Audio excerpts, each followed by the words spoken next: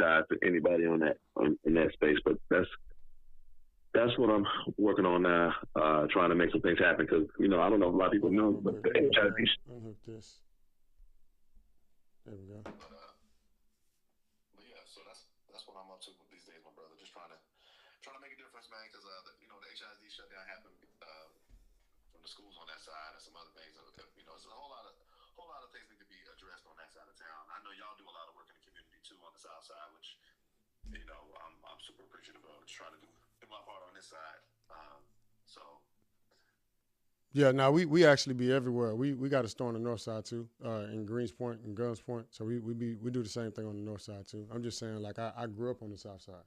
You know what I'm saying? Okay. Yeah, but a lot of people, like you said, they focus on that south of I-10 and all that because that's where most of the Houston area be moving and stuff. So, but yeah, I would love to support, bro. So I'm a CRM guy. I'm a data guy. You know what I'm saying? I just do a lot with strategy, so I can consult with your team and kind of tell them, what tools they could use, which I should probably invest in to get the best results for your campaign and stuff.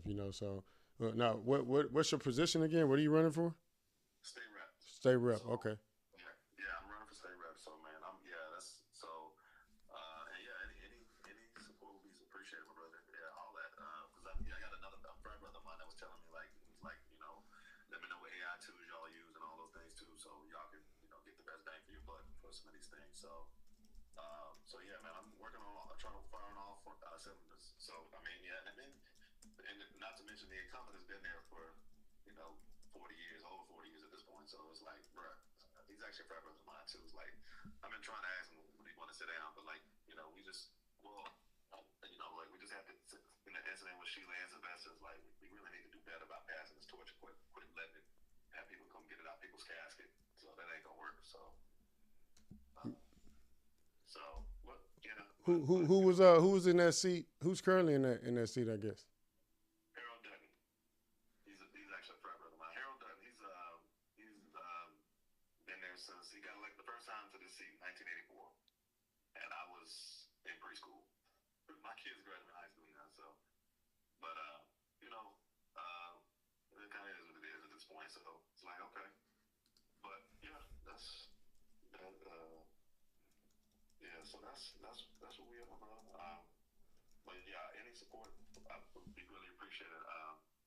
And just let me know.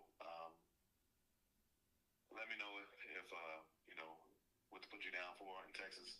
It's kind of a unlimited thing, but just let me know what you can do. And you can do it from $5 to $5 million. It don't matter what, anywhere in between. It's just so. Just let me know what to put you down for, and what other things so I can have my team get with you and try to help out. Got it. So we do have. Are you going out for Afrotech at all? Yes, I will be. Matter of fact, because I'm on the advisory board for the professional chapter for the National Black Engineers, so I'm going to go to a couple of events. And a couple of my buddies, yeah, they invited me to a number of events that are going on during that week. So I will be some of the events at Afrotech. What about you? You going through? Yeah, I'm. I just sent you the schedule. Well, a piece of the schedule. That's what.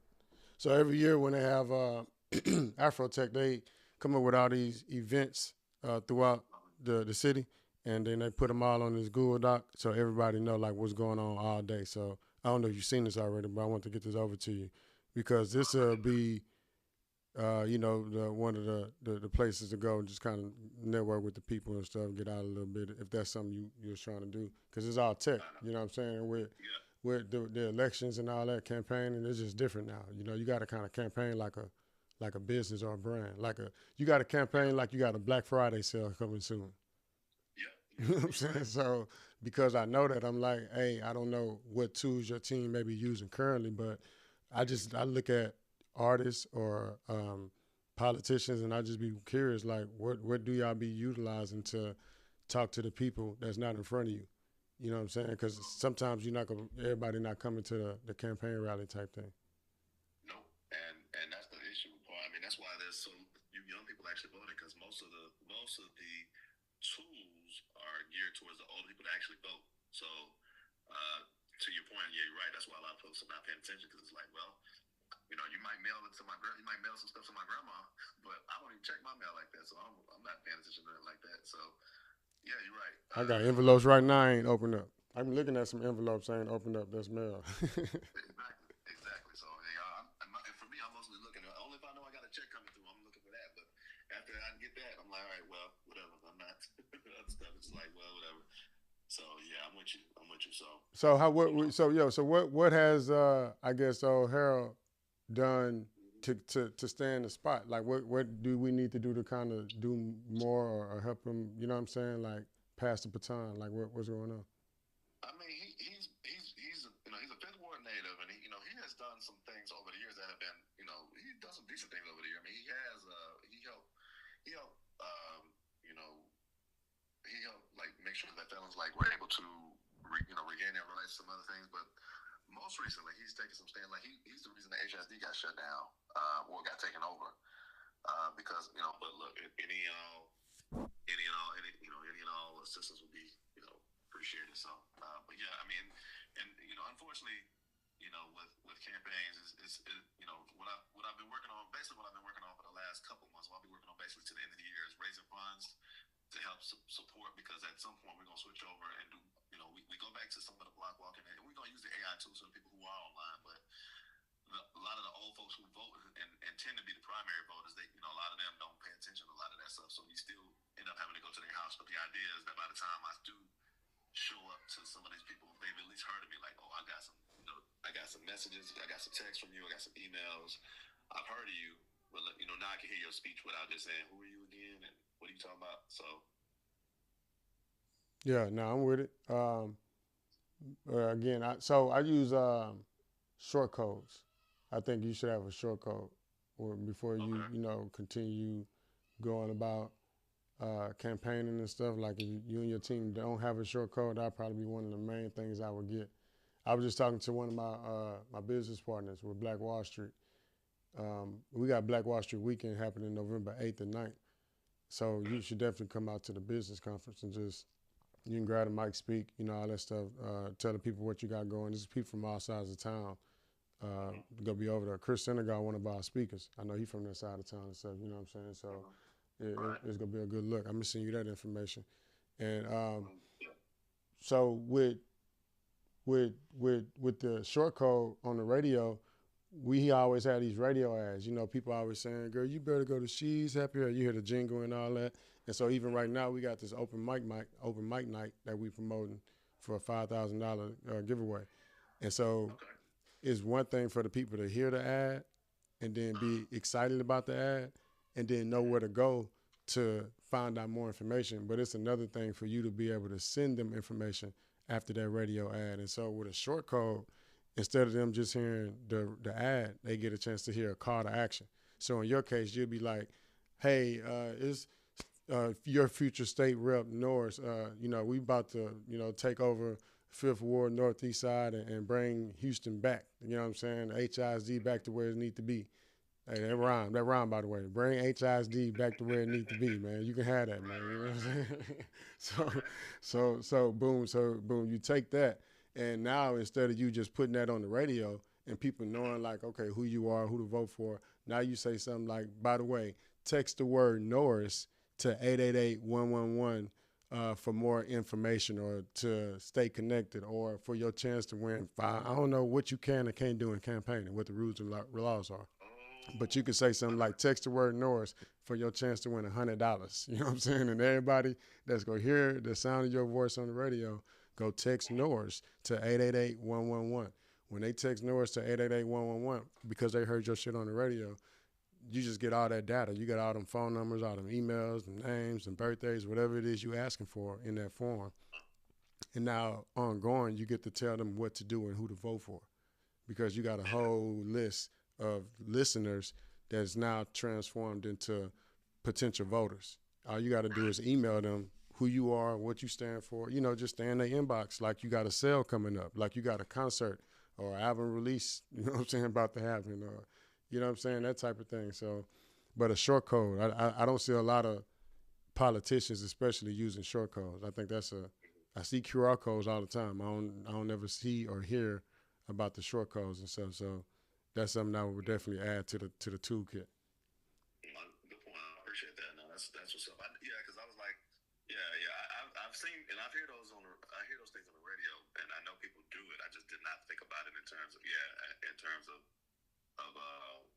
doing some advertising. But that's a good point. That's a good way to funnel people in quickly to say, hey, because I usually tell them just go to my website. But yeah, you're right.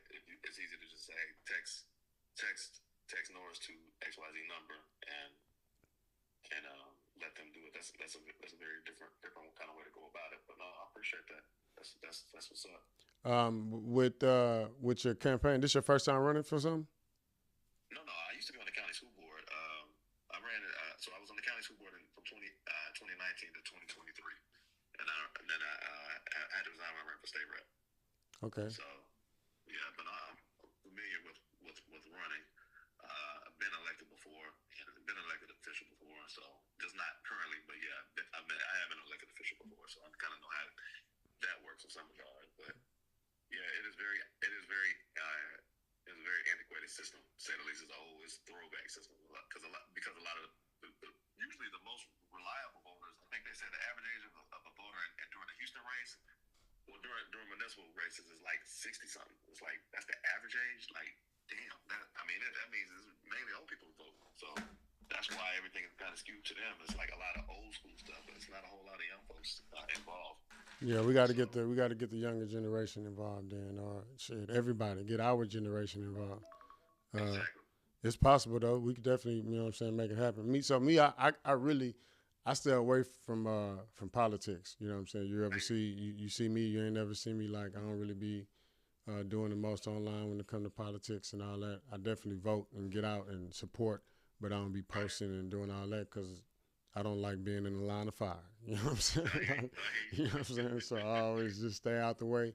But I'm definitely would support my people and stuff. So I'm glad you stepping up and running, bro. And yeah, you got my support. What I'm gonna do for sure is let the Black Wall Street team know that you'll possibly be coming out to that conference, and then also let them know that let you know we got that big old platform. So a lot of people do get on the platform and want to market or advertise on there. Are you familiar with Black Wall Street? I've heard of it, but I have not. I don't know the details by any means. I've heard of it. I know. I've heard of that the group specifically because I know of you, but I don't know the intricate details by any means. Yeah. So basically, it's a entrepreneurial community with a bunch of entrepreneurs from like all over the globe, and like everybody on there is already making money or looking to make some money or become an entrepreneur, but most of the people are doing it online already. So, on Earth, there's not a lot of people making money online. Most people are still like waking up, going to get the bag. So we got a Black Wall Street community full of digitalpreneurs that are like sharing information, using AI tools, strategies, and just changing lives all online. When the AI stuff came out, everybody started learning all these different tools all at the same time. So we all came together and started teaching and sharing the tools. And now we kind of know what tools to use to get a lot of things done fast, So a lot of things take a long time for a lot of people, but it don't take that long for us. So just something to look forward to, you know what I'm saying? But that event that we're having is for our 10-year anniversary. So we've been in business for over 10 years. I've been working with the team for 3 years as a chief technology officer, and we've been rocking and rolling, bro. And yeah, I'm excited for you to possibly join the business conference and just see what everything is about. But that platform, you can interview on there. We used to go live with a bunch of entrepreneurs or politicians, and we can interview you on there, things like that, kind of get the word out. That's part of what I want to see anyway. Because a big part of the reason that the district is in trouble, like my district specifically, you got like some of the lowest, pretty much the lowest life expectancy in different parts of it. You have some of the lowest income, and a lot of it is because there's not enough business. There's not enough income, basically. So I would love to have especially people like that. Okay. What are the skills? What are the jobs? Whatever people can get. That's kind of my point.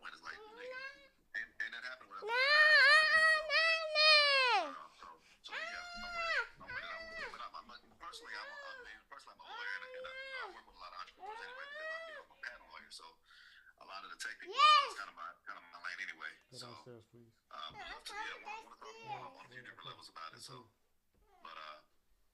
but yeah, no, I appreciate it. Let's make it happen. What kind of attorney? What kind of attorney or practice are you? I'm a patent lawyer by trade. These days I work for the city attorney's office because I do some work for the city attorney. But I mean, I work for the city attorney's office these days. But by trade, I'm a patent lawyer. So, but it don't matter what kind of lawyer you need. I'm a former president of the Houston Lawyers Association too. So any kind of lawyer that you need, I know a lawyer that does it. If I don't do it, I'm pretty sure I know somebody who does. So I can get a lawyer that does anything pretty much anywhere. That's how I mean. And I know the black legal community is kind of small. A lot of people don't realize, like, a lot of people don't realize Ben Crump moved here. He got a house in Kingwood.